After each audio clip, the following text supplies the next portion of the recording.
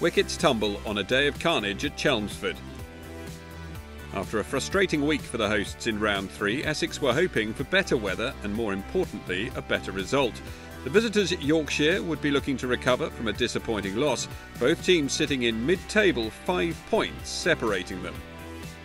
Yorkshire opted to bat first, but endured a poor start. No runs on the board before Harry Brook nicked off to Sam Cook, Simon Harmer with the catch. The calamity continued for Yorkshire as wickets continued to tumble. Cook first removed Adam Lyth for naught, before finding the edge of Joe Root's bat the very next ball, sending the England skipper back to the pavilion for a golden duck.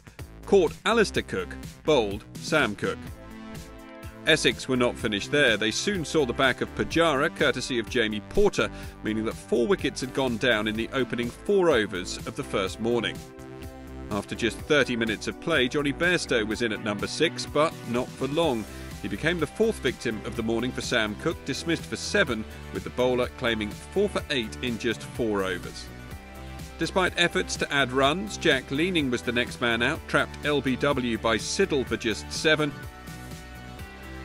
And in the very next over, Cook completed his 5-wicket haul, pinning Bresnan LBW for 1.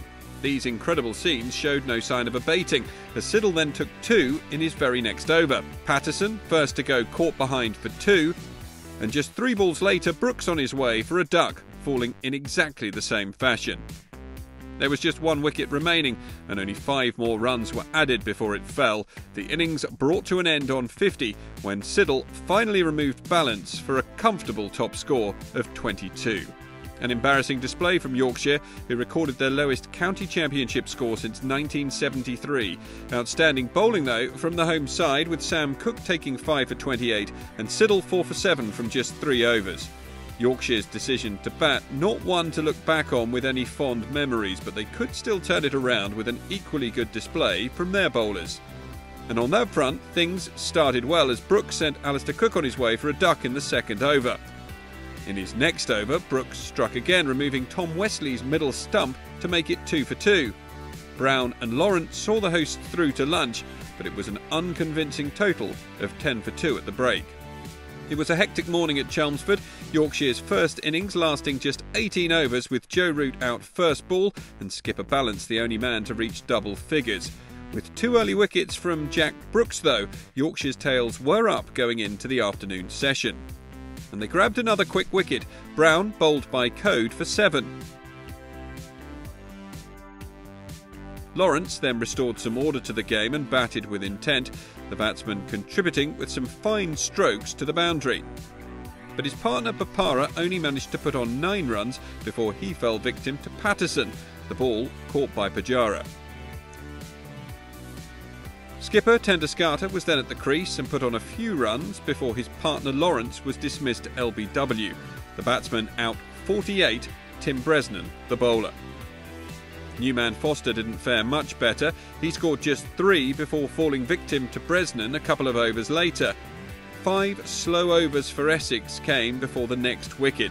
Tenduscarter, the man out, trapped LBW by Bresnan, the bowler's 3rd of the day.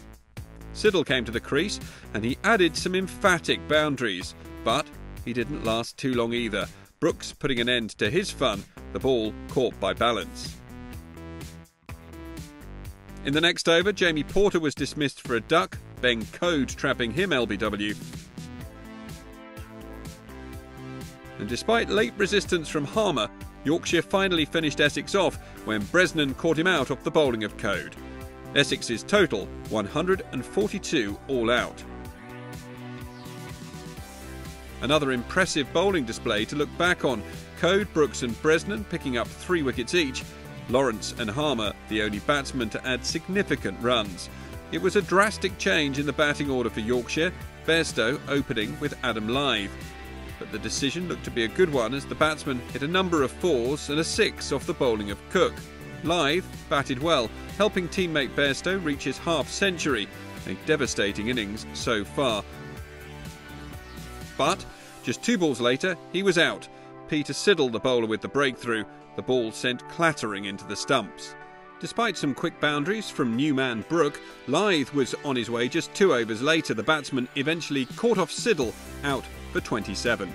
Brooke and new man Pachara batted well though, and Harry Brooks soon brought up his half-century off just 47 balls, the milestone including 7 fours and 1 6.